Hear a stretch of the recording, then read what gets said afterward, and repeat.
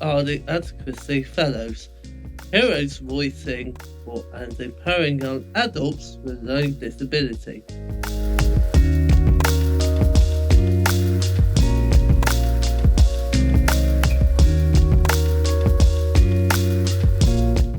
We're so glad to have you with us once again, and everybody here and you at home, welcome to the latest podcast for the Advocacy Fellows. But this time, we're looking at the special education needs. Special education needs is a hot topic, with 1.6 million pupils in England being recognised as needing more support.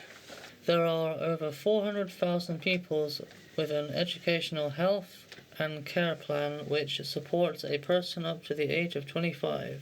This is a legal document that outlines their educational, health and social care needs, the support they require and how this support should be provided in school and other settings.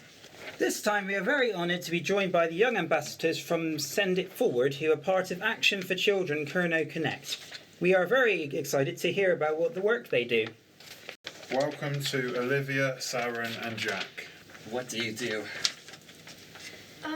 SENDItForward is a project within Action for Children, and SENDItForward is a youth voice platform for young people with SEND. SENDItForward is also an opportunity for young people with SEND to have their voice heard. It's a place where they can share their opinions, thoughts and experiences to help positive changes in Cornwall. What can you do to help people? Within SENDItForward, we can help young people with SEND communicate and their feelings, opinions and experiences, and give them a chance to talk about their struggles. We can help them take this forward into the decision makers to help positive make changes. Our voices are often overlooked and unheard, so being a part of SENDItForward means I'm able to communicate for all. Personally, I think I've helped with change awareness when something extreme happens.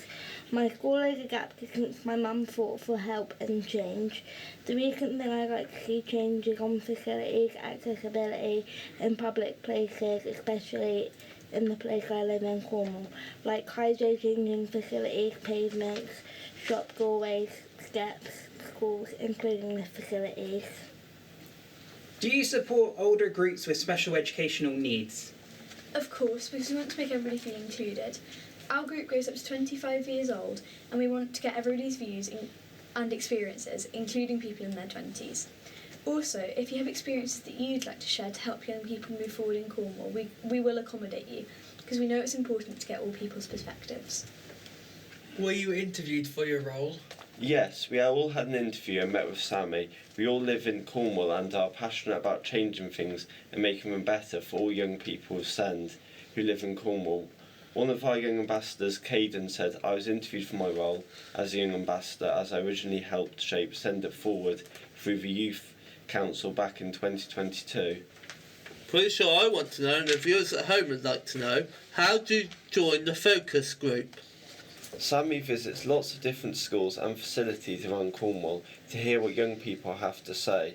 We also attend events to speak to young people, parents and carers. If you would like to have your voice heard, get in touch with us through our webpage on your internet. Just type SENDItForward and we have a first page to pop up. How do you become a champion? To become a SENDItForward champion, you can go to our webpage and apply. It will ask you for what you like to be called, your birthday, address and phone number, and some interesting questions like what do you think are the biggest challenges for children and young people in Cornwall today. Can you offer support to people over the age of 25? No, because we are a children's charity. Our young ambassadors are 11 to 25 years old, and we are looking to hear from young people between the ages of 5 and 25. What have you helped to change? We have spent the last year creating SENDItForward and meeting lots of young people and spreading the word about what we are trying to do. We go to SEND board meetings and speak to Cornwall Council to try about starting to make changes. We have made a feedback platform, which is an online form where anyone can say what they'd like about living in Cornwall, and what they would like to change. The young ambassadors then get together and look at what the young people are saying. Then we decide how to help and make positive changes. We then take this to the SEND board, as they are the decision makers who try to help us make good changes for the SEND young people of Cornwall. If you had a magic wand, what would you change in special educational needs? If I had a magic wand, I'd make sure that the education system and wider society in general was more accepting and better set up for those with additional challenges in certain areas, so that no matter how your brain works, your true potential could be reached, and also recognise just as much as atypical individuals' achievements are. Well, we've learned so much about the work that SENDItForward does. What a fantastic service for pupils with special educational needs. Indeed, Kieran, if you'd like to know more, please see the link attached to this podcast. We would like to say a huge thank you to the SENDItForward team for joining us today and sharing their amazing work.